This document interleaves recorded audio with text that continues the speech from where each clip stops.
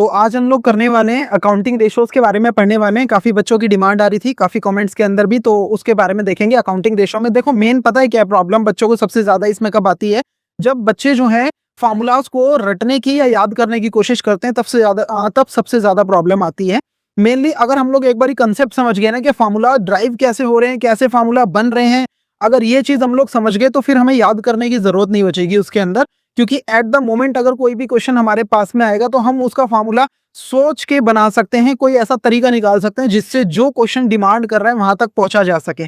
But अगर हम लोग प्रॉब्लम ये होती है कि 50 फार्मूलाज हैं और 50 फार्मूलाज आप याद करने की कोशिश करोगे, उसमें से अगर एक या दो फार्मूला भी अगर भूल गए और वही आपके क्वेश्चन में कहीं ना कहीं हेल्प करने वाला था सोल्यूशन तक पहुंचने के लिए, तो फिर वहां पे प्रॉब्लम हो जाता है। और मेन प्रॉब्लम ये नहीं होती बच्चों के साथ में कि उन्होंने कोई क्वेश्चन अटेम्प्ट किया और फार्मूला उनको नहीं आया और वो उसके अंदर मार्क्स गवा बैठेंगे। मेन प्रॉब्लम यहाँ पर नहीं है, वो बच्चा उस क्वेश्चन को ट्राई करने की कोशिश करेगा कि इसका सोल्यूशन मैं कैसे भी निकाल लूं। जिस चक्कर में होगा कि आपके साथ में आने वाला जो क्वेश्चन है, नेक्स्ट क्वेश्चन जो आपको आता है, उसका जो टाइम है वो आप कंज्यूम कर दोगे उस क्वेश्चन के अंदर जो आपको नहीं आ रहा। और यहीं से सारी प्रॉब्लम स्टार्ट हो जाती है। जब बच्चे बोलते हैं कि अकाउंट का पेपर बहुत ज्यादा लेंदी आता है, आप जैसे बच्चे सारे बोलते रहते हैं कि अकाउंट का पेपर बहुत ज्यादा लेंदी आता है, 3 घंटे में हो नहीं पाता, तो मैं आपको बता दूं ये जो पेपर है एक बोर्ड बना रही है, अथॉरिटी बना रही है। ये लोग पहले उसका पायलट सर्वे करते हैं, पहले उसको पायलट टेस्ट किया जाता है कि एक्चुअल में जो पेपर हमने सेट किया है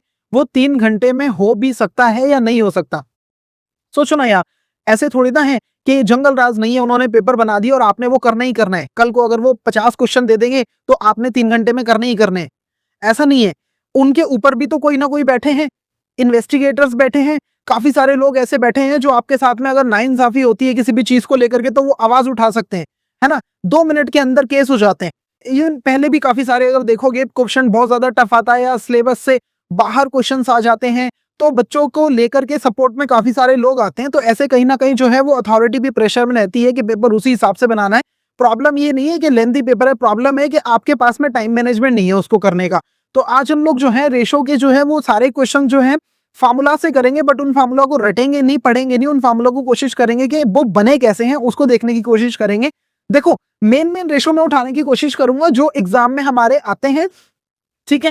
4 टाइप की रेशोज होती हैं, short term solvency, long term solvency या एक्टिविटी या टर्नओवर रेशो, प्रॉफिटेबिलिटी, उनके ऊपर नहीं जाएंगे। बुक में सारा ज्ञान पड़ा हुआ है, बहुत सारी वीडियोस यूट्यूब पे हैं, सारे टीचर्स बताते हैं। बट वो क्या है, आपको बोझ देने वाली बात है। हम लोग डायरेक्टली उन रेशोज को उठा के काम करने की कोशिश करेंगे जो हमारे लिए इंपॉर्टेंट है, चाहे वो solvency, short term solvency ratio हो या लॉन्ग टर्म सॉल्वेंसी रेशो हो या प्रॉफिटेबिलिटी रेशो की कोई रेशो हो या फिर टर्नओवर रेशो से कुछ भी हो, उसको उठाने की कोशिश करेंगे। तो मेनली सबसे पहले जब हमारे पास में क्वेश्चन आता है वो स्टार्ट ही हमारे पास होता है, सबसे पहले वो होती है हमारे पास में जो करंट रेशो। सबसे पहले जब हमारे पास में स्टार्ट होगा तो सबसे पहले और मोस्ट इंपॉर्टेंट रेशो जो आती है वो करंट रेशो आती है। अब इसको समझने की कोशिश करो कि करंट रेशो है तो करंट रेशो है क्यों है, इसका फार्मूला बनेगा कैसे।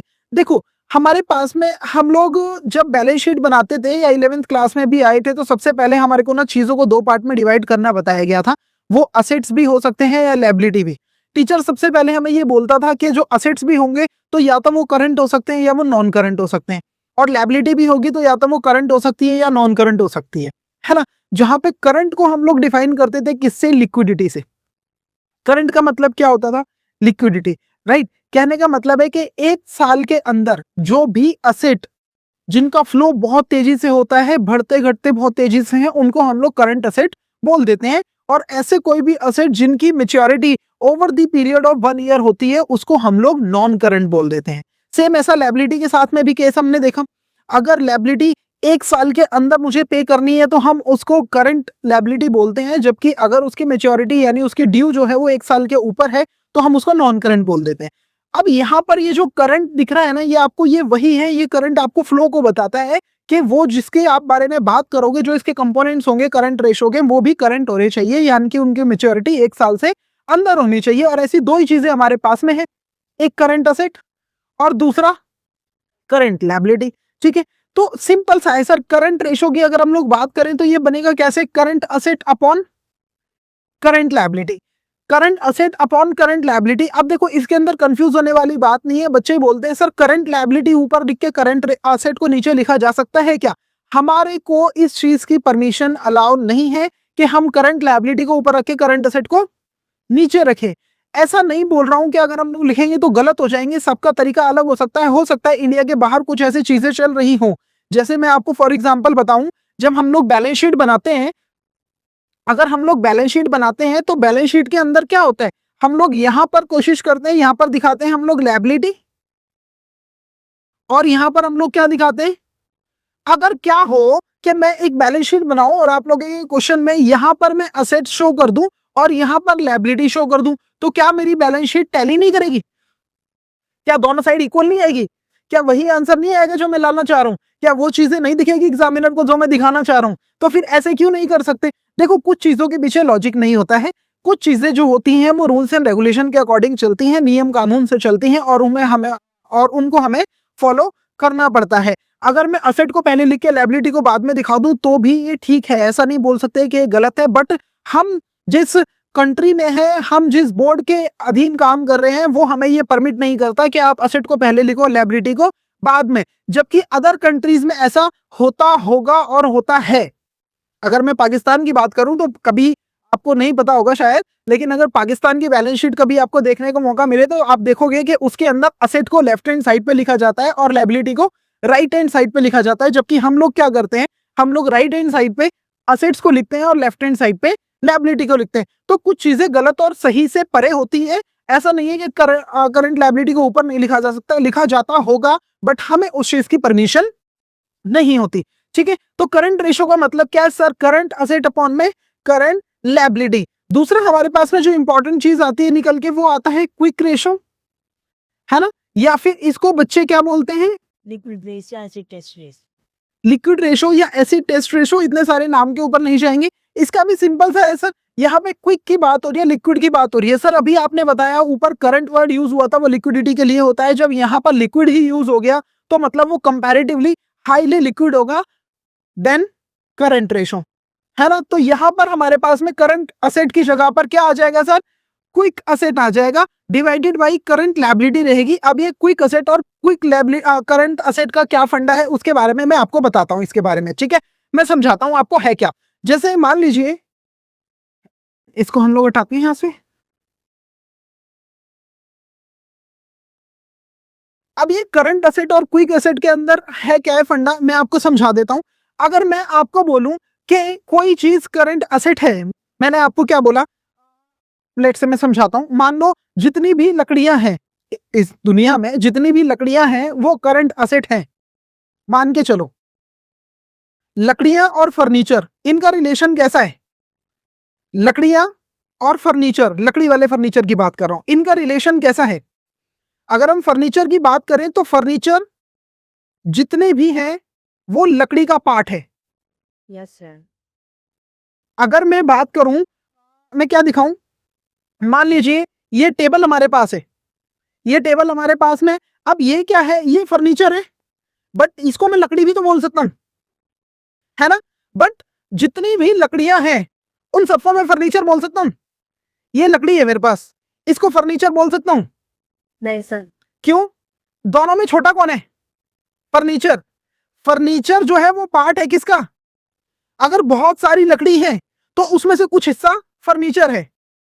जितने भी फर्नीचर हैं वो सारी लकड़ी होंगी, बट सारी लकड़ियां फर्नीचर है। सेम। मैं वही समझाना चाह रहा हूं, कहने का मतलब क्या है, मेरी बात समझो।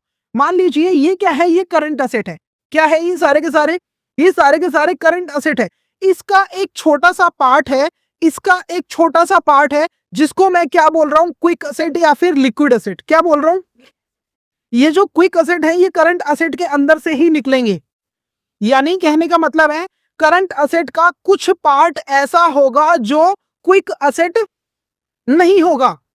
जितने भी क्विक असेट होंगे ये सारे के सारे करंट असेट हैं, बट सारे के सारे करंट असेट नहीं। तो सर अगर मैं करंट असेट में से ये वाला पोर्शन बाहर वाला हटा दूं तो क्विक असेट बचेगा। अब इस बाहर वाले पोर्शन के अंदर जिसको इंक्लूड नहीं करना, इसमें है क्या जो मुझे हटाना है? तो बहुत सिंपल सा है सर।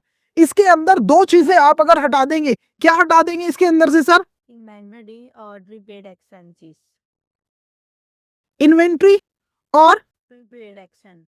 प्रीपेड एक्सपेंसेस, अगर आप इन दो चीजों को यहां से हटा दें, किस में से, करंट असेट में से, तो जितने भी करंट असेट है वो सारे के सारे क्विक असेट में कन्वर्ट हो जाते हैं। बहुत सिंपल है, बहुत सिंपल है। मुझे क्विक असेट दे दो या क्विक असेट मत दो, मुझे पता है करंट असेट ही क्विक असेट है। अगर उसका कुछ पार्ट हटा दिया जाए, वो पार्ट क्या है, इन्वेंट्री, जिसको हम लोग स्टॉक बोलते हैं, और प्रीपेड एक्सपेंसेस। तो जो भी बच जाएगा, जो भी आप इन दोनों के अलावा करंट असेट में पढ़ते हो, वो सारा किसका पार्ट हो जाएगा, क्विक असेट का पार्ट हो जाएगा। क्लियर है? Yes, sir. ठीक है, आगे बढ़ते हैं हम लोग।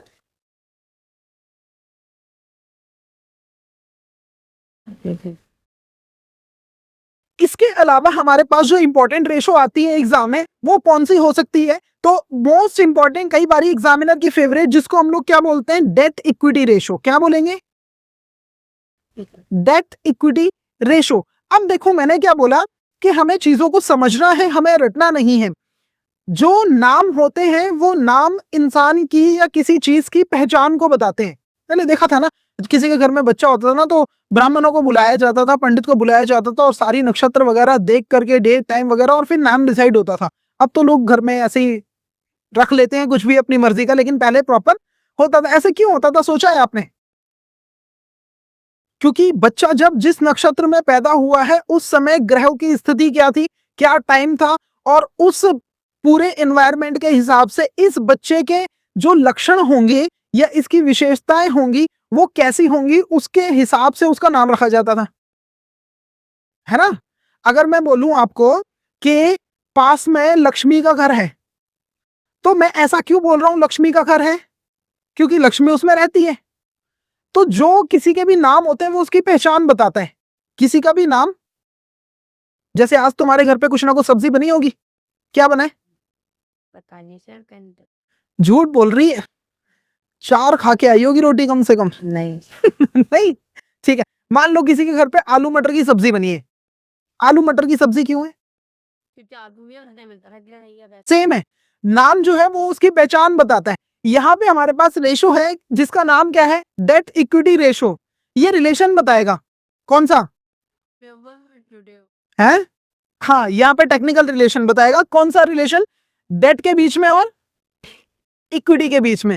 अब ये डेट का मतलब क्या होता है, देखो डेट बच्चों हमारे पास में लायबिलिटी की बात हो रही है, आउटसाइड लायबिलिटी की बात हो रही है, बट जब डेट लिखा जाता है तो ये अंडरस्टूड होना चाहिए कि लॉन्ग टर्म डेट की बात हो रही है, करंट लायबिलिटी को उसमें इंक्लूड नहीं किया जा रहा। और इक्विटी का मतलब क्या है, इक्विटी सब्स्टिट्यूट है किसका, कैपिटल का, यानी ओनर्स फंड, या फिर बोलो शेयर होल्डर्स फंड। समझ आया? तो हमें यहाँ पे एक रेशो निकालनी है जो किसके बीच रिलेशन दिखाएगी, डेट ऑन, आ जाओ सर, तो इसका फॉर्मूला क्या होना चाहिए, डेट अपॉन इक्विटी। डेट का मतलब मैंने अभी बताया long term debt, yes sir. और इक्विटी का मतलब ओनर्स फंड, या फिर हम लोग क्या बोल सकते हैं उसको,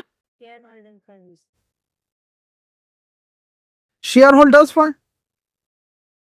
अब मुझे ही समझ नहीं आ रहा इसमें हमें याद क्या करना है। अगर वो हमें क्वेश्चन में पूछ रहा है कैलकुलेट डेट इक्विटी रेशो, तो बता तो रहा है डेट और इक्विटी को निकालो, उनका रिलेशन बता दो, तो फिर हमें फॉर्मूला क्यों याद करना पड़ रहा है, राइट। अभी चौथा इंपॉर्टेंट जो हमारे पास में आता है वो है सर इन्वेंट्री, या फिर बोलो स्टॉक टर्नओवर रेशो। क्या सर, स्टॉक टर्नओवर रेशो। अभी स्टॉक टर्नओवर रेशो हमें क्या बताती है, स्टॉक टर्नओवर रेशो इन्वेंट्री के बारे में बात करेगी। किसके बारे में बात करेंगे, इन्वेंट्री के बारे, इन्वेंट्री के बारे में बात करेंगे सर, ठीक है। इन्वेंट्री का रिलेशन निकालेंगे किससे, टर्नओवर से। टर्नओवर से, इतनी बात ठीक है। अब यहां पर आ जाओ, जब हम लोग बात करते हैं ना इन्वेंट्री की, तो इन्वेंट्री बच्चों अगर हम लोगों ने देखा हो तो इन्वेंट्री दो होती है, ओपनिंग भी होती है, क्लोजिंग होती है। और ये एक ऐसा करंट असेट है हमारे पास में, एक ऐसा असेट है जो साल के दौरान हर रोज घटता बढ़ता है, जो साल के दौरान हर रोज नहीं होता, क्या ऐसा होता है ना। इन्वेंट्री, परचेज करूंगा रॉ मटेरियल, बढ़ जाएगा, सेल होगा, घट जाएगा, और ये हर रोज का साइकिल है। तो किसी भी पॉइंट पर एक्यूरेट इन्वेंट्री निकालना पॉसिबल नहीं होता। क्या बोला, किसी भी किसी भी पॉइंट पर एग्जैक्ट इन्वेंट्री निकालना अक्सर पॉसिबल नहीं होता। अगर पॉसिबल होता तो 11th क्लास में हमने फाइनल अकाउंट सीखा था और उसके अंदर 2 चैप्टर थे, final accounts without adjustment, final accounts with adjustment. अब विदाउट एडजस्टमेंट में अगर बात करूं, चैप्टर का नाम है final accounts without adjustment, but still उसके अंदर क्लोजिंग स्टॉक एडजस्टमेंट में ही दे रहा था। याद करो, चैप्टर का नाम तो था final account without adjustment, but closing stock हमेशा नीचे दे रहा है एडिशनल इंफॉर्मेशन में। उसको क्यों एडजस्टमेंट बना रहा है फिर?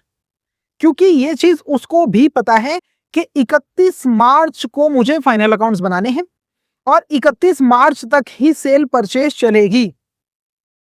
तो इन्वेंट्री की कैलकुलेशन एकदम सटीक पॉइंट पर करना पॉसिबल नहीं है। पॉइंट पर करना पॉसिबल नहीं है। पॉइंट तक करना पॉसिबल है। अगर मुझे कोई बोले 31 मार्च तक कितना इन्वेंट्री था तो मैं बता सकता हूं। अभी कितना एग्जैक्ट है बताना थोड़ा पॉसिबल नहीं है, क्योंकि जब तक मैं कैलकुलेट करूंगा इन्वेंट्री जो है वो फ्लक्चुएट हो जाएगी। यस। इसीलिए वो मुझे एडजस्टमेंट में दी जाती थी। अब यहाँ पे बात हो रही है इन्वेंट्री की, तो इन्वेंट्री को तो सटीकली निकालना पॉसिबल नहीं है। तो फिर क्या करें? क्योंकि ये तो साल के बीच में घट रही है, बढ़ रही है, घट रही है, बढ़ रही है। तो इसका एक ओपनिंग पॉइंट ले लो, जिसको क्या बोलेंगे? Opening inventory. एक इसका क्लोजिंग पॉइंट पकड़ लो 31 मार्च वाला, जिसको क्या बोलेंगे? नहीं। और इन दोनों के बीच की कोई संख्या निकाल लो, यानी इन दोनों का एवरेज कर लो। समझ आ रहा है एवरेज क्यों ले रहे हैं? क्योंकि निकालना एक पॉइंट पर पॉसिबल नहीं है सर। तो इसीलिए मैंने क्या ले लिया इसका? Average inventory.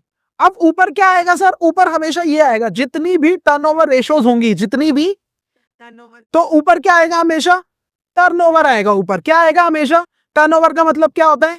तो क्या सर यहाँ पे सर सेल्स आएगा? अगर मैं यहाँ पे सेल्स लिख दूंगा तो ऐसा तो कोई फार्मूला ही नहीं है बुक के अंदर, तो सेल्स क्यों लेंगे?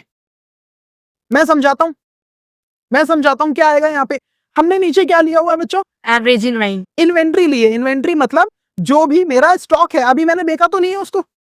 तो जिस भी चीज का मैं काम करता हूं, जो भी मेरे पास में स्टॉक है, चाहे वो रॉ मटेरियल हो, वर्किंग प्रोग्रेस हो या फिनिश गुड्स हो, मेरे पास में रखा हुआ है, उसको जो मैंने बुक में रिकॉर्ड किया होगा वो किस वैल्यू पे किया होगा? जिस वैल्यू पे मैं बेचने वाला हूं या जिस वैल्यू पे मेरे को वो पड़ा है, खरीद के लेके आया हूं। जिस वैल्यू पे मैं खरीद के लेके आया हूं।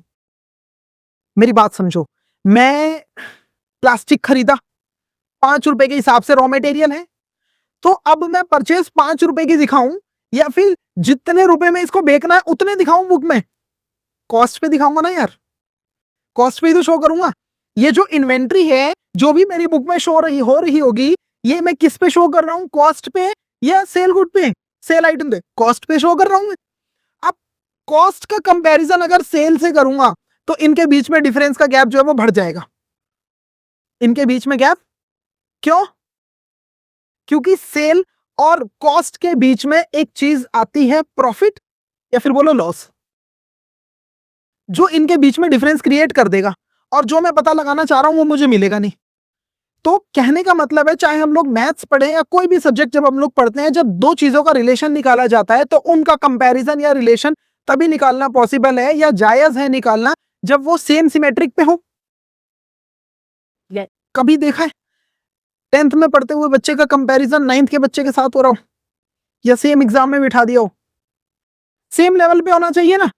तो मैं अगर कॉस्ट पे इन्वेंट्री यहां लिख रहा हूं तो ऊपर भी मेरे पास में क्या आनी चाहिए? कॉस्ट ही तो आनी चाहिए। लेकिन ये तो टर्नओवर रेशो है, तो लिखना चाहिए था सेल, बट मैं जो निकालना चाह रहा हूं वो निकलेगा नहीं। तो इसीलिए जो सेल वैल्यू है उसकी कॉस्ट लिख दो, जिसको मैं क्या बोलूंगा? कॉस्ट ऑफ गुड्स सोल्ड, है ना जी? क्या बोलेंगे जी इसको? Cost of goods sold. या फिर इसको क्या बोलेंगे जी? Cost of revenue from operations. बताओ, फॉर्मूला याद करने की जरूरत है क्या? बिल्कुल लॉजिक समझा दिया। क्यों आ रहा है यहाँ पे? जितने भी टर्नओवर रेशोज होंगे, बेटा क्या लिखा है मैंने? जितने भी टर्नओवर रेशोज होंगे इनको हम लोग रेवेन्यू फ्रॉम ऑपरेशन भी बोलते हैं या सेल भी बोलते हैं। और जितने भी टर्नओवर रेशोज होंगे इनके अंदर ऊपर फार्मूले में हमेशा रेवेन्यू फ्रॉम ऑपरेशन ही दिखेगा, सेल ही दिखेगा। एक इकलौता फार्मूला ये है जहां पे हम लोग सेल ना लिख के कॉस्ट ऑफ गुड सोल्ड लिख रहे हैं, उस सोल्ड वैल्यू की कॉस्ट लिख रहे हैं। रीजन, इन्वेंट्री भी तो कॉस्ट पे है ना, सेम सिमेट्रिक में करना पड़ेगा। इसीलिए अगर ये मेरे पास में बिकने वाली वैल्यू पर बुक में लिखी होती तो ऊपर भी मैं सेल्स ही दिखाता, फिर इसमें भी। समझ आ रहा है क्या मैं कहना चाह रहा हूं? पक्की बात है। अब यहां तक तो बच्चों को सब सारी चीजें लगता है समझ में आती है, आसान है। बट प्रॉब्लम तब आती है कि सर मेरे को डेट इक्विटी रेशो निकालना है, बट क्वेश्चन के अंदर है ही नहीं लॉन्ग टर्म डेट। क्वेश्चन के अंदर हो सकता है शेयर होल्डर फंड ही ना हो। मुझे सर इन्वेंटरी टर्नओवर रेशो या स्टॉक टर्नओवर रेशो निकालनी है, हो सकता है क्वेश्चन के अंदर stock cost of revenue from operation या फिर जिसको हम कॉस्ट ऑफ गुड्स सोल्ड बोलते हैं वही ना हो सकता है एवरेज इन्वेंट्री ही ना हो। तो एवरेज इन्वेंट्री तो एक बार को फिर भी निकाल लेंगे हम। कैसे निकालेंगे? अगर अगर एवरेज इन्वेंट्री एक बार को निकालनी हो मुझे,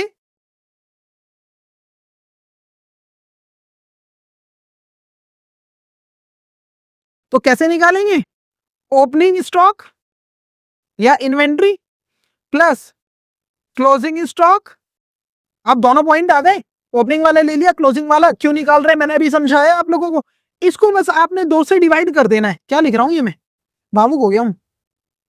2 से डिवाइड कर देना बस हमने इसे, तो हमारा क्या आ जाएगा? एवरेज स्टॉक या एवरेज इन्वेंट्री। सर जी ये कैसे निकालेंगे, यहाँ पे प्रॉब्लम है। सर ये कैसे निकालेंगे, यहाँ पे प्रॉब्लम है। ये कैसे निकालेंगे, यहाँ पे प्रॉब्लम है। सर ये कैसे निकालेंगे, यहाँ ये कैसे निकालेंगे, यहाँ पे ये भी प्रॉब्लम है क्या? ये कैसे है? ये तो अभी बताया ना, करंट असेट ही तो है, बस थोड़ा सा हिस्सा निकाल दो बाहर, है तो करंट असेट का ही पार्ट। क्या निकालना है इसको निकालने के लिए? करंट असेट में से क्या निकालूं? प्रीपेड एक्सपेंस हटा दो और स्टॉक हटा दो, तो यही आ गया। यहाँ प्रॉब्लम है सर। Yes sir. है ना? अब किनको निकालने के लिए कैसे करेंगे, तो चलो आपको है ना एक बार 11th में लेकर के चलता हूं मैं आपको। ठीक है, 2 चीजों से करेंगे। याद करो 11th क्लास के अंदर हम लोग क्या करते थे, ट्रेडिंग अकाउंट बनाते थे। Yes sir. है ना? कैसे निकालते थे? सबसे पहले उसके अंदर हम लोग क्या लिखते थे बच्चों? सबसे पहले हम लोग उसके अंदर लिखते थे ओपनिंग स्टॉक।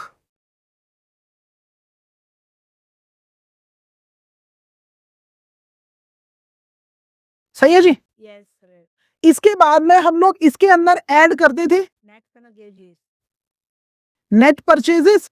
अब यहाँ पे मैं नेट परचेजेस क्यों लिख रहा हूं? क्योंकि मुझे जो भी खरीदा हुआ माल वापस हुआ है वो नहीं चाहिए। तो नेट परचेजेस का मतलब ये परचेज माइनस परचेज रिटर्न, है ना? जो भी आया उसको यहाँ पर ऐड कर दिया जाता था। और सेम साइड पे हम लोग क्या दिखाते थे? अपने सारे के सारे डायरेक्ट एक्सपेंसेस। याद करो, अब डायरेक्ट एक्सपेंसेस कौन से होते हैं ये भी हमने डिटेल में पढ़ा था। सारी की सारी चीजें, कैरीज इनवर्ड हो गया, फ्रेट हो गया, है ना, वेजेस हो गई। तो ये सारी के सारे डायरेक्ट एक्सपेंसेस हैं जो हमारे को क्वेश्चन में हो सकते हैं। हम इनको भी ऐड किया करते थे। ये तीनों की चीजें जो हैं वो सेम साइड पे हुआ करती थी। फिर अपोजिट साइड पे जो चीजें होती थी वो इसमें से लेस होती थी। अब अपोजिट साइड पे क्या होता था सर? Closing stock. याद करो, अपोजिट साइड पे क्या होता था? Closing stock. अब जैसे ही मैं इस क्लोजिंग स्टॉक को इसमें से माइनस कर दूं, देखो मैंने क्या बोला, ये माल मेरे पास पहले से था बच्चों, कुछ मैंने खरीदा, दोनों को ऐड करके टोटल स्टॉक हो गया। इसको बनाने पे भी कुछ खर्चा लगा होगा, डायरेक्ट एक्सपेंस, वो भी इसकी कॉस्ट में ऐड हो जाएगा। मान लो मैंने वो भी डाल दिया। अब इसमें से जितना माल मेरे पास बचा हुआ है, क्लोजिंग स्टॉक लास्ट में बचा है, अगर मैं वो उसमें से साइड कर दूं तो मेरे पास वो अमाउंट निकल के आएगा जो मैंने बेच दिया। बस जो बचा है वो अगर हटा दे तो वो अमाउंट पता लग जाएगा जो मैंने बेच दिया। मान लो मैंने कुछ खरीदा, कुछ एक्सपेंस लगाया, तीनों मिला के 50,000 आया, इसमें से 20,000 का माल बचा हुआ है। तो ये जो 30,000 का डिफरेंस है ये मेरा वो अमाउंट है जो मैंने बेच दिया। बट अभी इसमें प्रॉफिट इंक्लूड नहीं है, तो इसको क्या बोलेंगे? कॉस्ट ऑफ गुड सोल्ड, या फिर बोलो cost of revenue from operation. और यही तो आपको चाहिए होता है। Yes sir. बोलो, पहला तरीका पता लगा? फार्मूला नहीं है, ये लिखा होगा बुक के अंदर, आपकी फार्मूला लिखा होता है। ओपनिंग इज कैसे लिखा होगा? Cost of revenue from operation is equals to opening stock plus net purchase plus direct expense minus closing stock. पढ़ के आए हो ये 11th में, फॉर्मेट के साथ पढ़ा था हमने। जब cost of revenue from operation मुझे पता लग गया, जो मैंने माल बेचा है वो कितने का मुझे पड़ा था, अगर मैं इसमें प्रॉफिट ऐड कर दूं अपना कि मुझे अब इसमें कमाना कितना है, अगर मैं इसमें प्रॉफिट ऐड कर दूं कि भैया इतने का माल मुझे लागत पड़ी थी और इतने का मुझे पैसा कमाना है इससे, तो जो यहां अमाउंट निकल करके आएगा यही तो आपकी सेल है, या फिर इसको क्या बोलेंगे? Revenue from operation. बोलो, सही है। अब आ जाओ यहाँ पे, अगर आप निकाल रहे हो स्टॉक टर्नओवर रेशो या आप निकाल रहे हो इन्वेंटरी टर्नओवर रेशो, तो यहाँ आपको क्या चाहिए, कॉस्ट ऑफ गुड्स सोल्ड, जिसका दूसरा नाम क्या है, cost of revenue from operation. तो निकालो ना भैया, ये रही cost of revenue from operation. अगर आप ध्यान से देखोगे तो यहाँ पर है। अब इसको कैसे निकालूं, opening stock plus net purchase plus direct expense minus closing stock, आ गया ना। अगर क्या हो ये सारी चीजें मुझे क्वेश्चन में दी ही ना हो, तो सर एक और रास्ता भी है, यहां से वापस हो जाऊं, माइनस लॉस ऑफ सेल है। अब क्योंकि मैं उल्टा चल रहा हूं तो साइन भी चेंज हो जाएंगे। जो सेल में प्रॉफिट मैं कॉस्ट में ऐड करता हुआ आ रहा था, अब क्योंकि सेल से मैं चल रहा हूं तो इस सेल में से प्रॉफिट को माइनस कर देंगे। तो क्या निकल जाएगा। अच्छा ये कौन सा प्रॉफिट है बच्चों, ये ग्रॉस प्रॉफिट है। ट्रेडिंग अकाउंट की बात कर रहा हूं ना मैं, उसके अंदर तो ग्रॉस प्रॉफिट ही होता है। यस सर, तो ये क्या है, ग्रॉस प्रॉफिट। तो अगर मुझे ऊपर के आइटम नहीं दिए, मुझे cost of revenue from operation निकालनी है, तो मैं नीचे से स्टार्ट करूंगा ना यार। मैं सेल में से क्या करूंगा, प्रॉफिट को माइनस करूंगा तो cost of revenue from operation आ जाएगा। छोरी बोल रही है अगर लॉस होता तो लॉस तो अपोजिट कर दो, लॉस होगा तो यहाँ पे माइनस होता है, तो इधर ऊपर चलते वक्त प्लस हो जाए। बहुत सिंपल है ना। ठीक है, यहाँ मैंने आगे ऐड लिख रखा है इसीलिए लॉस को यहाँ से हटा देता हूं। बस साइन ही तो चेंज करना है आपने। समझ आ रहा है नहीं आ रहा है क्या हम कहने की कोशिश कर रहा, पक्की बात है।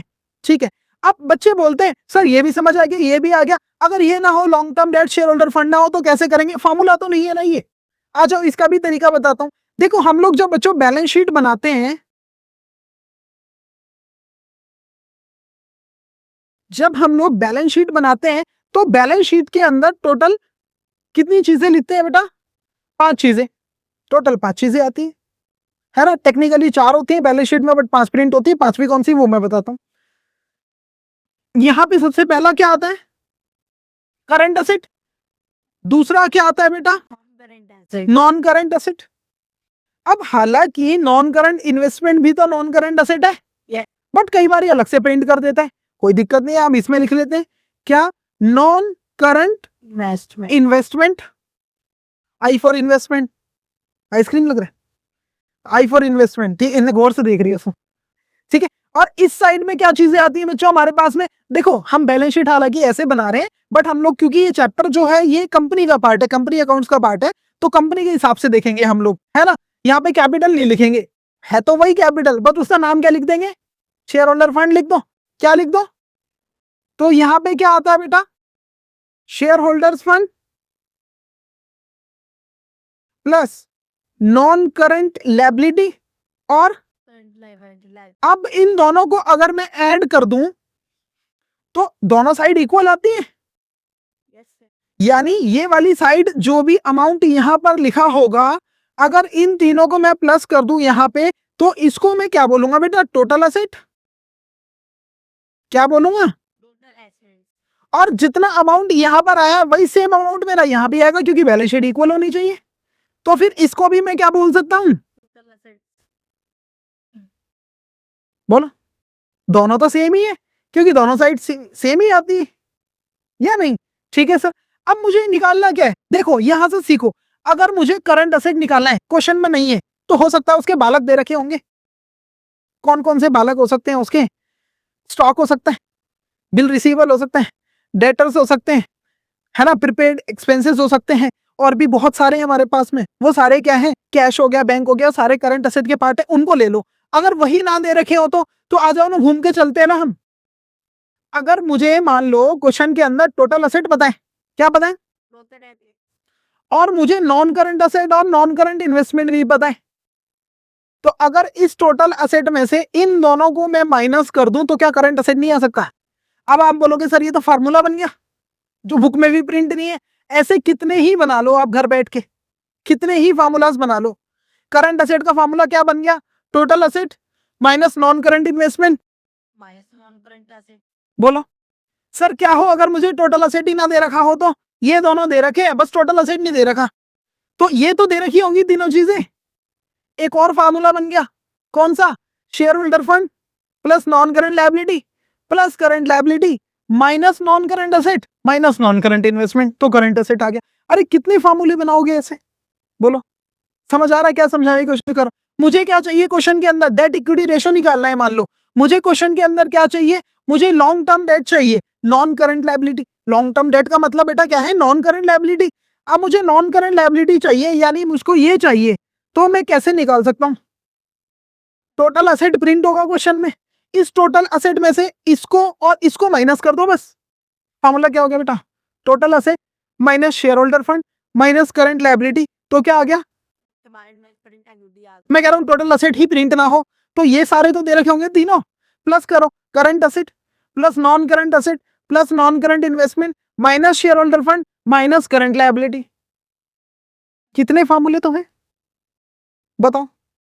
तो कहने का मतलब है चीजों को हमें समझना है, हमें रटना नहीं है। अगर आप समझोगे तो एट द मोमेंट जो भी क्वेश्चन की डिमांड है उसको आप डराइव कर पाओगे, उसको आप निकाल पाओगे चीजों को समझ के। अगर याद करके जाओगे, भूलना, बच्चे कई बार बोलते हैं कि सर हम भूल गए। भूलेगा कौन? जिसने याद किया होगा। अरे उसको याद था वो तभी तो भूला, और जिसको याद ही नहीं था तो वो भूल कैसे गया? अब मैं तुम्हें ये चीज समझा, देखो मेरी बात सुनो, जो 3-3 घंटे की मूवीज बनती हैं, आप एक मूवी को 2 बारी देखोगे क्या हो जाओगे? बोर हो जाते नहीं हो जाते?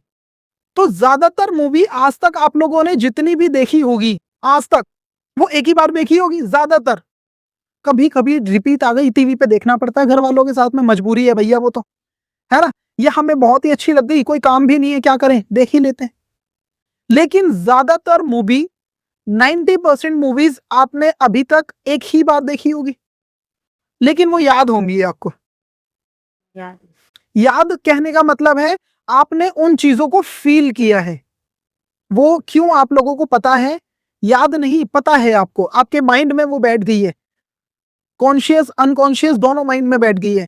कई बार हम सो भी जाएंगे ना तो मूवी के कैरेक्टर्स हमारे सपने में आ जाएंगे, या हम ही उनको अपना मानने लगेंगे, हम अपने आप को ही वो कैरेक्टर मानने लगे। होता है, कभी होता है, क्योंकि हमने उसको फील किया है, हमने उसको याद नहीं किया मूवी को।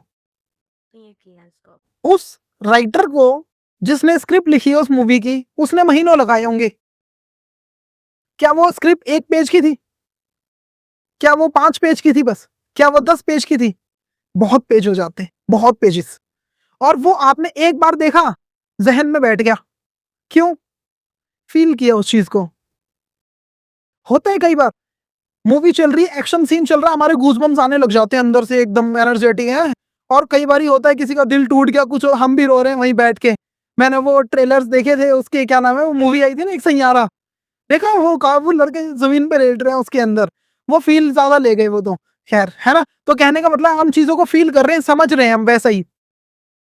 तो इसी वजह से हम लोग उसको भूल नहीं पा रहे हैं। और अगर याद करते हैं हम लोग उसको, अगर मैं आपको एक मूवी की स्क्रिप्ट दे दूं, मूवी की स्क्रिप्ट छोड़ दो, मैं गाने के लिरिक्स देता हूं आपको, गाना नहीं सुना रहा हूं, मैं किसी नए गाने के लिरिक्स देता हूं आपको, पेज पे लिख के बोलता हूं ये याद कर लो, सुना देना मुझे, आप नहीं सुना पाओगे। लेकिन अगर मैं गाना बना के 3 बार सुना दूं आपको, तो मैं ये बोलूंगा भी नहीं कि याद कर लो, आपको हो जाएगा, क्योंकि आप उसको फील कर लोगे। समझ आ रहा है? अगर आप चीजों को समझते हो ना, तो ये सारी चीजें जहन में रहती हैं, और एट द मोमेंट आप डिसाइड कर पाओगे कि हमें करना क्या है।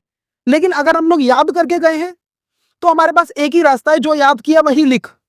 लेकिन अगर पता ही नहीं है तो कुछ नहीं कर सकते। एक ही रास्ता है, जो याद किया है वो लिखो, अगर भूल गए हो तो कोई रास्ता ही नहीं है। अगर आपने समझा है, यहां से करना स्टार्ट करोगे, फंस जाओगे, नहीं मिल रहा, लेकिन दूसरा रास्ता है, सर वहां से स्टार्ट करते हैं, हो सकता है वहां भी ना मिले, तीसरा रास्ता है, क्योंकि इस बार रास्ते आप बना रहे हो। आपको बताया नहीं गया कि यहां से जाना है, ऐसे करना है, इस बार आप बना रहे हो खुद। समझ में आ रहा है मैं क्या कहने की कोशिश कर रहा हूं? ठीक है। तो ये ऐसे फार्मूलाज, ये इतने इंपॉर्टेंट है, ये एग्जाम में देखने को मिलते ही मिलते हैं हमारे पास में। ये ऐसा नहीं कह रहा हूं कि इसके अलावा और कुछ नहीं मिलेगा, इसके अलावा भी बहुत चीजें हैं जो हमारे पास एग्जाम में देखने को मिलती हैं। इसको मैं रब करता हूं, अगर किसी ने स्क्रीनशॉट लेना है तो वो ले सकते हैं। तो इसको हम लोग रब करते हैं। इसके अलावा भी बहुत सारी रेशोज हैं जो हमारे एग्जाम में आती हैं। ठीक है, इसके अलावा कौन सी इंपॉर्टेंट रेशोज हैं जो हमारे एग्जाम में आ सकती हैं सर? ग्रॉस प्रॉफिट रेशो क्या है? Gross profit ratio. अच्छा देखो, बच्चों को पता है बड़ा प्रॉब्लम रहता है इस चीज के अंदर कि सर कब तो मैं रेशो लिख के आऊं, कब तो मैं टाइम्स में लिख के आऊं, और कब मैं परसेंटेज लगाऊं 100 से मल्टीप्लाई करके। होता है क्या? है ना, कई बार ही होता है। ऐसा क्यों हो रहा है? क्योंकि आपने समझा नहीं है, मैं समझाता हूं। जितनी भी प्योर रेशोज होंगी, क्या मैं बोल रहा हूं, Pure ratios. ये सॉल्वेंसी रेशोज है। ये क्या है? Solvency ratio. चाहे वो शॉर्ट टर्म हो, Yeah, I know. अब इसके अंदर करंट रेशो भी आ गई, लिक्विड रेशो भी आ गई, डेट इक्विटी रेशो भी आ गई, total asset to debt ratio भी आ गई, इंटरेस्ट कवरेज रेशो भी आ गई। तो ये सारी क्या है? ये प्योर रेशोज आएंगी यहाँ पे। 2:1, 1:1, 3:1, ये सॉल्वेंसी रेशो जो है वो प्योर रेशोज में लिखी जाती है। इतनी बात ठीक है। जितनी भी टर्नओवर रेशोज होंगी, क्या बोला बेटा मैंने? And the turnover ratios होंगे. टर्नओवर रेशोज जो है वो हमेशा टाइम्स में लिखी जाएंगी। किस में लिखी जाएंगे? टाइम्स में लिखी जाएंगी, क्योंकि कंपैरिजन कर रहे हैं ना, टर्नओवर रेशो सेल का कंपैरिजन कर रहे हैं ना बाकी चीजों के साथ में। इसके मुकाबले कितनी गुना सेल है, इसके मुकाबले कितनी गुना सेल है, तो वो टाइम्स में आएंगी सारी की सारी। ठीक है।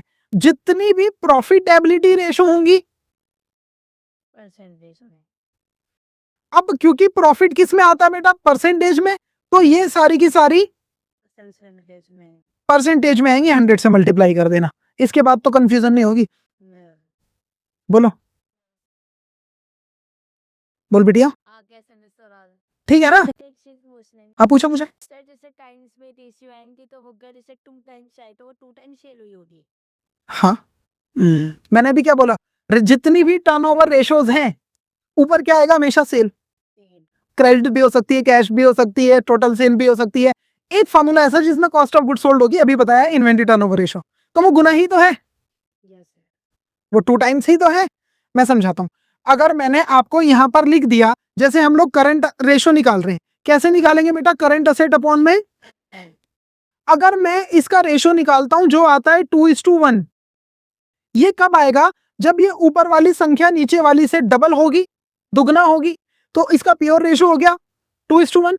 अगर मैं इसको लिखता हूं 2 टाइम्स, तो भी तो बात सही है। इसका मतलब क्या है कि जो ऊपर वाली संख्या है वो नीचे वाली का 2 टाइम्स है, यानी दुगना है। अगर ये 5 है तो वो 10 है, वो 10 है तो वो 20 है, वो 100 है तो वो 200 है। बहुत सिंपल। और इसको परसेंटेज में लिखेंगे तो 200%। बोलो जी, Yeah. ठीक है।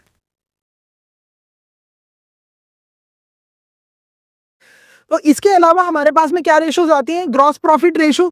अब देखो दोबारा से, मैंने क्या बोला? ग्रॉस प्रॉफिट रेशो है, नाम खुद बताएगा मैं क्या हूं। इसमें क्या लेना है हमने? No doubt में. प्रॉफिटेबिलिटी रेशो है या सॉल्वेंसी है या टर्नओवर है, छोड़ दो उन सब चीजों को। जो भी रेशो जहां से भी निकल के आएगी वो अपने बारे में खुद बताएगी मेरे को क्या चाहिए। इसको क्या चाहिए? Gross profit. क्या है ये? ग्रॉस प्रॉफिट रेशो है, तो इसको क्या चाहिए? अब बेटा जितने भी प्रॉफिट होते हैं वो होते कब है? जब सेल होती है। तो इसमें क्या हो जाएगी? नीचे नेट सेल आएगी। क्या आएगी बेटा? Net sales. बोलो, जितनी भी नेट सेल्स होती हैं ये टर्नओवर रेशो में ऊपर आती हैं। रेवेन्यू फ्रॉम ऑपरेशन यानी सेल टर्नओवर रेशो में, वो उसका घर है ना, वो उसका घर है, नाम ही है टर्नओवर रेशोस। तो अपने घर में तो सब बाहुबली है। इनका नाम क्या है?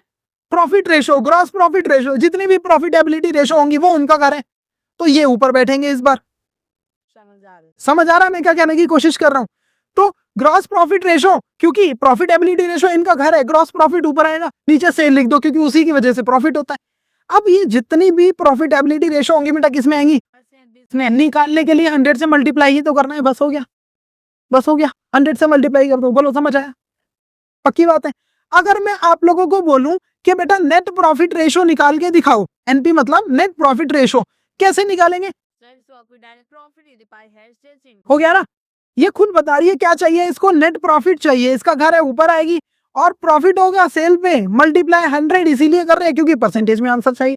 हो गया तो यार, ठीक है. बोलो। Yes, sir. अगर मैं आपको बोलूं बेटा ऑपरेटिंग प्रॉफिट रेशो निकाल के बताओ, क्या निकाल के बताओ? Operating profit ratio. तो कैसे निकालेंगे? फिर दोबारा से कैसे निकालेंगे जी? ऑपरेटिंग प्रॉफिट रेशो है, प्रॉफिट रेशो है, तो ऑपरेटिंग प्रॉफिट ऊपर आ गया, operating profit divided by net sales multiply by 100. हो गया ना यार? कैसे समझाऊं? Yes, sir. बोलो। There we go. अब बच्चा बोलेगा सर जी ये ग्रॉस प्रॉफिट कैसे आएगा? बेटा यहाँ पे आ जाना, अभी तो करवाया था। ग्रॉस प्रॉफिट ये रहा इस बार। कैसे निकालना है? ऊपर से चलते आओ, opening plus net purchase plus direct expense minus closing stock. आ गया ना? इसमें क्या करो, जितना भी आएगा कॉस्ट ऑफ गुड सोल्ड, इसमें सेल माइनस कर दो। भाई ये जो ग्रॉस प्रॉफिट है, ये इन दोनों के बीच में ही तो है, इन दोनों के बीच में ही तो है। तो अगर मैं इस सेल में से ये कॉस्ट माइनस कर दूं तो मेरा प्रॉफिट आ गया, ग्रॉस प्रॉफिट। बोलो समझ में आया क्या मैं बोलने की कोशिश कर? पक्की बात। बच्चे बोलेंगे सर जी फिर नेट प्रॉफिट कैसे निकालेंगे? अरे नेट प्रॉफिट कैसे निकालोगे? ग्रॉस प्रॉफिट है, आ गया आपके पास में ग्रॉस प्रॉफिट। इसका आप क्या करते थे? पीएनएल में लेके जाते थे, इनडायरेक्ट एक्सपेंसेस को माइनस करते थे, इनडायरेक्ट इनकम को, क्या आता था फिर? Net profit. अब इसमें मैं क्या होता हूं? सब तो आता है तुम्हें, प्रॉब्लम है तुम लोगों को फॉर्मूले की जरूरत है। जब भी क्वेश्चन करेंगे सर इसके फॉर्मूले लिखवा दो, एक बार में ही लिखवा दो सारे। ज्यादातर मैंने देखा है बच्चों को बोलते हुए, कई कोचिंग्स में होता है ऐसा, आपके स्कूल में भी कुछ लड़कियां बोलती होंगी ऐसे ही, होता है मैडम इस चैप्टर के ना सारे फार्मूले लिखवा दो प्लीज, है ना? तो फार्मूले आपको आदत पड़ गई है, प्रॉब्लम ये है, और कोई स्कूल नहीं सिखा रहा इस चीज को। आप आउटसाइड इंडिया के गेम्स देखो, बच्चों को देखो आप वो क्या करवा रहे हैं। कई कंट्रीज ऐसी हैं, कई कंट्रीज जहां पे छोटे बच्चों को मोबाइल देना बैन है। कई कंट्रीज हैं ऐसी, वो कहते हैं फिजिकल एक्टिविटी करवाओ, माइंड गेम खिलवाओ इनको। हमारे यहाँ के छोटे बच्चे क्या कर रहे हैं? रील स्क्रॉल कर रहे हैं। मैं बच्चों की बात नहीं कर रहा हूँ जो स्कूल जा रहे हैं, छोटे बच्चों की बात कर रहा हूँ जो 3-4 साल के हैं। माँ बाप फोन दे देते हैं और वो अरे चला लेता है तो सब, हमारा लड़का तो यूट्यूब खोल लेता है, हमारी लड़की भी ऐसी है जी, और उनको ये नहीं पता नुकसान हो रहा है। 3-4 साल के बच्चे चला रहे हैं, ठीक है? तो वो चीज है सर। बोलो समझ आया? इतनी चीजें समझ आ में। एक क्वेश्चन हमारे पास में कई बार एग्जाम के अंदर आता है और बच्चे कंफ्यूज होते हैं, ऑपरेटिंग रेशो कैसे निकालें सर? ऑपरेटिंग रेशो, बेटा दोनों में डिफरेंस है। क्या बोला? यहां मैंने लिखा है ऑपरेटिंग प्रॉफिट रेशो, तो ऊपर operating profit net cell upon 100। यहां मैंने लिखा है ऑपरेटिंग रेशो, प्रॉफिट नहीं लिखा मैंने प्रॉफिट नहीं लिखा, यहां पे क्या लिखा हुआ है? Operating ratio. तो इसके अंदर क्या करें सर? इसके अंदर ऑपरेटिंग का मतलब क्या होता है बेटा? ऑपरेटिंग का मतलब क्या होता है? ऑपरेशंस करना। क्या करना? ऑपरेशंस करना। बिजनेस के जो ऑपरेशंस है, बिजनेस के क्या ऑपरेशंस है? सामान खरीदना, लाना, बनाना, बेचना, लेबलिंग करना, पैकेजिंग करना, सेल्स करना, यही तो है ऑपरेशंस बिजनेस के। तो इन सबको करने में कुछ लागत आती है, जिसको क्या बोलते हैं? Operating cost. बोलो तो ऑपरेटिंग कॉस्ट। अब यहां पे ऑपरेटिंग प्रॉफिट नहीं लिख रहा हूं मैं ऑपरेटिंग कॉस्ट लिख रहा हूं। क्यों लिख रहा हूं? जब मेरे से ऑपरेटिंग प्रॉफिट रेशो पूछेगा तो ऑपरेटिंग प्रॉफिट लिख दूंगा, जब मुझसे ऑपरेटिंग रेशो पूछेगा तो ऑपरेटिंग कॉस्ट लिख दूंगा। Cost divided by net sales, या फिर बोलो रेवेन्यू फ्रॉम ऑपरेशन। सबके ऊपर अप्लाई होता है ये। अब इसको क्या करना है? परसेंटेज में आता है इसका आंसर भी, मल्टीप्लाई बाय। अब क्या बताऊं इसके अंदर? बोलिए, बदतमीजी कर गई ये। कैरी ऑपरेटिंग कॉस्ट कैसे निकालेंगे? आप देखो आज ऑपरेटिंग कॉस्ट कैसे निकालेंगे, समझो इस चीज को भी देखो, इसको थोड़ा सा रब करते हैं।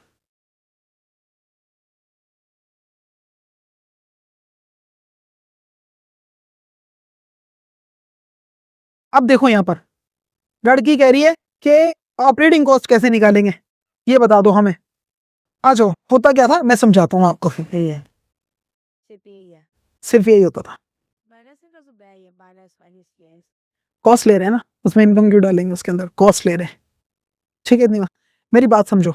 होता क्या था, जब हम लोग यहां से ग्रॉस प्रॉफिट निकालते थे, मेरी बात समझना, जब हम लोग यहां से ग्रॉस प्रॉफिट निकालते थे तो इसके बाद हम लोग क्या करते थे? प्रॉफिट एंड लॉस अकाउंट बनाते थे। होता है या नहीं होता है?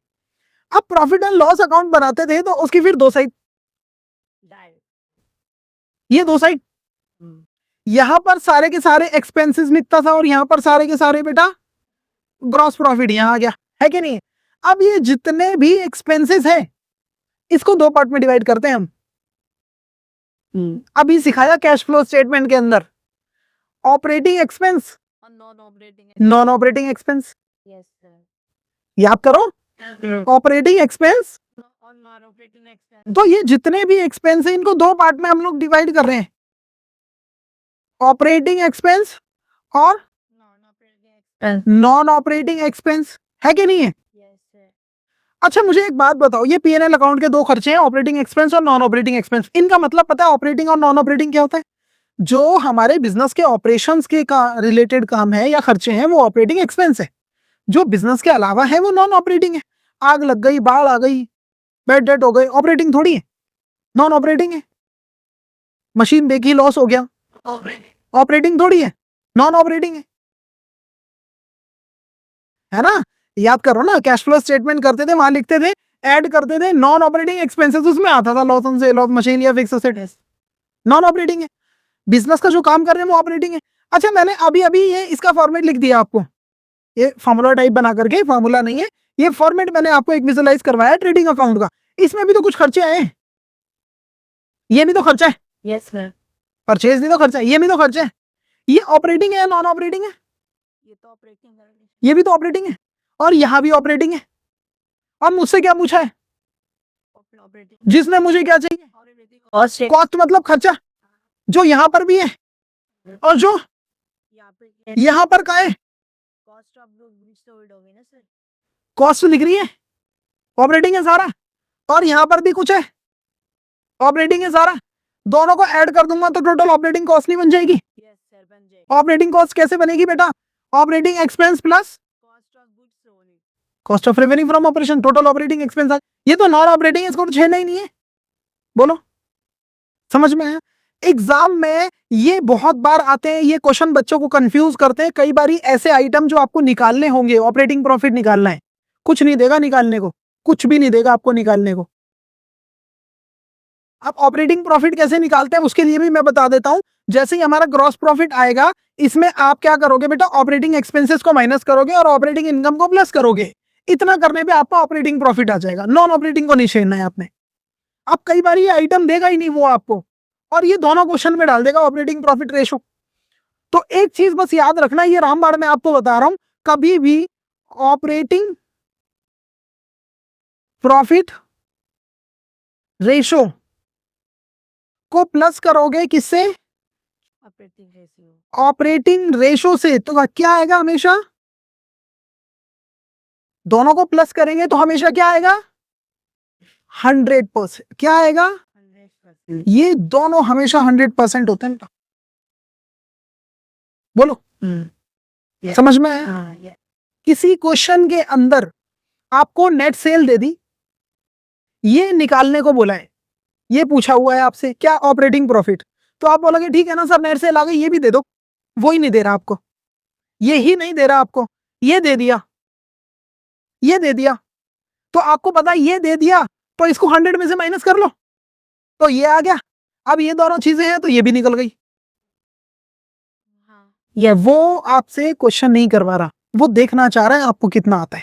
आप समझ के आए हो या याद करके आए हो? जो याद करके आया है ना, उसको फार्मूले पता है, उसको ये नहीं पता कि ये लाऊं कहां से।